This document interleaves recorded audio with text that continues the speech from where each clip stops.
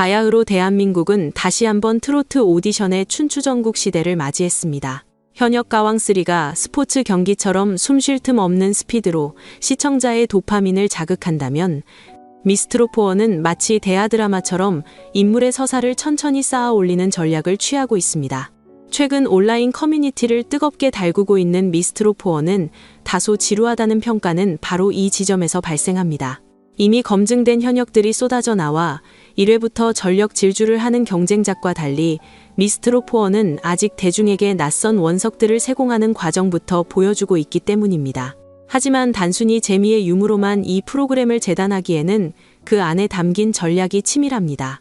제작진은 왜 시청률이 떨어질 위험을 감수하면서까지 속도 대신 감정을 선택했을까요? 그리고 2회 방송에서 보여준 결정적인 장면들은 앞으로의 전개에 어떤 영향을 미치게 될까요? 오늘은 미스트롯4가 던진 이 위험한 승부수가 과연 성공할 수 있을지 무대 뒤에 숨겨진 이야기까지 낱낱이 파헤쳐 보겠습니다. 시청자들이 초반에 느끼는 지루함은 역설적으로 새로운 스타를 탄생시키기 위한 필수 불가결한 세금과도 같습니다. 우리가 현역 가왕3를 보며 즉각적으로 반응하는 이유는 이미 그들의 얼굴과 실력을 알고 있기 때문입니다. 반면 미스트롯4의 참가자들은 설명이 필요합니다. 왜 이 사람이 마이크를 잡았는지, 어떤 인생을 살아왔는지에 대한 이해 없이는 그들의 노래가 가슴에 꽂히기 힘들기 때문입니다. 실제로 이번 시즌 참가자 88명 중 상당수는 방송 경험이 전무하거나 대중에게 잊혀진 인물들입니다. 제작진은 이들의 노래를 들려주기 전에 이들의 인생을 먼저 들려주는 방식을 택했습니다. 이 과정이 물리적인 방송 시간을 잡아먹고 호흡을 느리게 만들지언정 한번 몰입하면 빠져나올 수 없는 강력한 팬덤을 형성하는 기초공사가 됩니다. 즉, 지금의 느림은 향후 폭발적인 투표 전쟁을 위한 연료를 비축하는 과정으로 해석할 수 있습니다. 지난 2회 방송의 백미는 단연 허찬미와 그녀의 어머니 김금애 씨의 무대였습니다. 이 장면은 오디션 프로그램이 보여줄 수 있는 감동의 최대치를 끌어냈다고 해도 과언이 아닙니다. 7전 8기 오뚜기라는 수식어가 붙을 만큼 수많은 서바이벌을 거쳤지만 빛을 보지 못한 딸, 그런 딸의 마지막 도전을 위해 평생 숨겨왔던 자신의 꿈을 꺼내든 엄마의 모습은 그 자체로 한 편의 영화였습니다. 김금애 씨가 무대에 올라 딸에게 힘이 되고 싶어 나왔다고 말했을 때 심사위원과 시청자들의 마음은 이미 무장 해제되었습니다. 중요한 것은 이것이 단순한 감성팔이에 그치지 않았다는 점입니다. 김금애 씨의 바램은 기교를 넘어선 진심의 깊이를 보여주었고, 가면을 쓰고 등장한 딸 허찬미의 황성 예터는 그녀가 왜 포기하지 않았는지를 실력으로 증명했습니다. 특히 박선주 마스터가 오열하고 경쟁자였던 양지은이 눈물을 쏟는 장면은 연출된 드라마가 아닌 리얼리티만이 줄 수 있는 전율이었습니다. 엄마와 딸이 같은 날 같은 무대에서 오라트를 받아내는 이 기적같은 서사는 미스트롯4가 지향하는 바가 무엇인지를 명확히 보여주었습니다. 그것은 바로 차가운 경쟁 속에서도 잃지 않는 사람의 온기였습니다. 하지만 모든 서사가 대중을 설득한 것은 아닙니다. 제작진에게는 화제성이라는 달콤한 유혹과 공정성이라는 엄격한 잣대 사이에서 줄타기를 해야 하는 숙명이 있습니다. 배우 이엘리아의 등장은 긍정적인 예시입니다. 그녀는 자신의 배우 타이틀을 앞세우기보다 성대결절로 포기해야 했던 가수의 꿈을 진솔하게 고백하며 진정성을 인정받았습니다. 대중은 그녀의 용기에 박수를 보냈고 그녀의 합격의 이의를 제기하지 않았습니다. 반면 노사봉 씨의 무대는 방송 직후 뜨거운 감자가 되었습니다. 노사연의 언니라는 유명세 그리고 넘치는 끼와 에너지는 분명 시선을 끌기에 충분했습니다.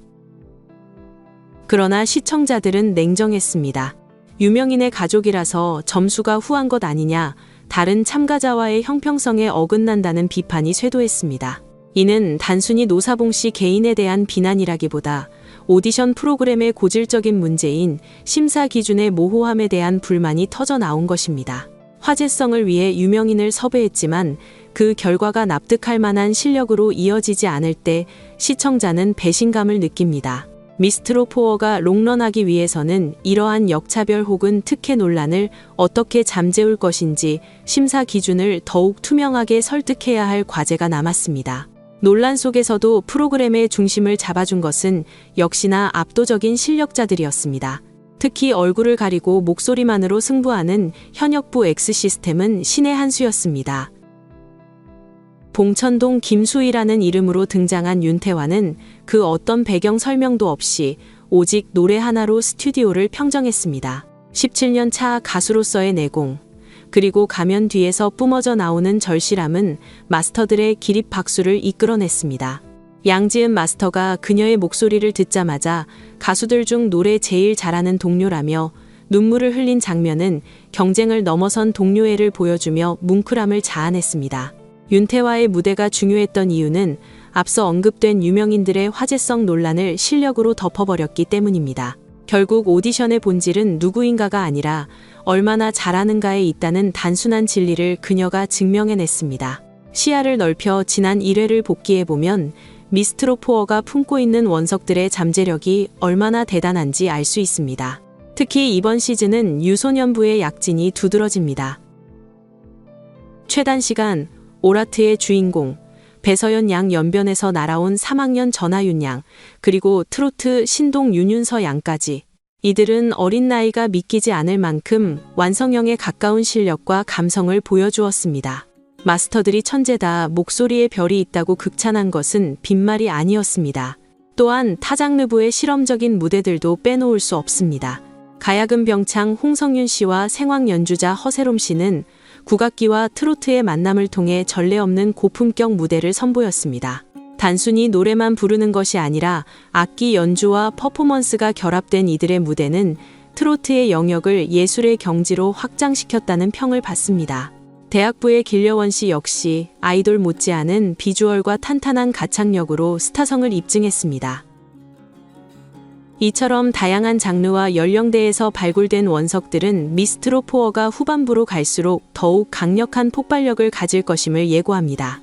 숫자는 거짓말을 하지 않지만 모든 진실을 말해주지도 않습니다.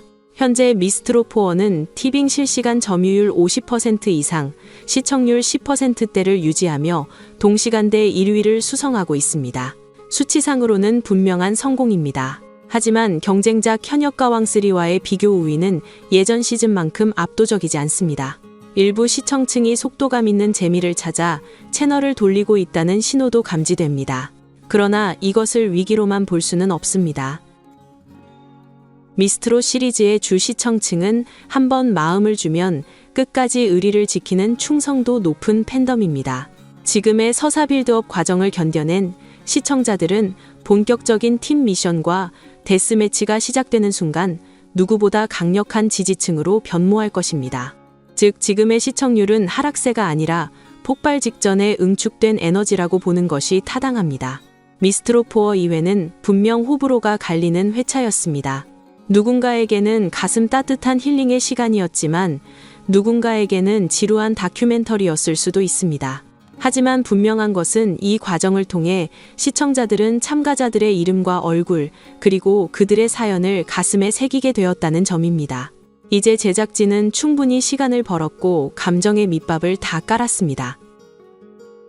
다음 주 예고된 장르별 팀 배틀은 지금까지의 분위기를 180도 뒤집을 기폭제입니다. 8대8 동점이라는 초박빙의 승부, 그리고 현역과 신예들의 계급장된 정면 승부는 시청자들이 갈구하던 긴장감을 완벽하게 채워줄 것입니다.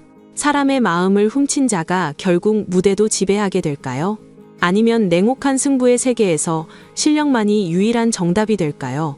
논란과 감동 그 사이에서 줄타기를 마친 미스트로포어가 다음 주 보여줄 반격의 카드가 무엇일지, 트로트 팬들의 시선은 이미 다음 방송을 향해 고정되어 있습니다. 여러분의 원픽은 누구인가요? 그리고 미스트로포어의 이 느리지만 깊은 전략에 대해 어떻게 생각하시나요? 의견을 남겨주시면 함께 토론해 보겠습니다.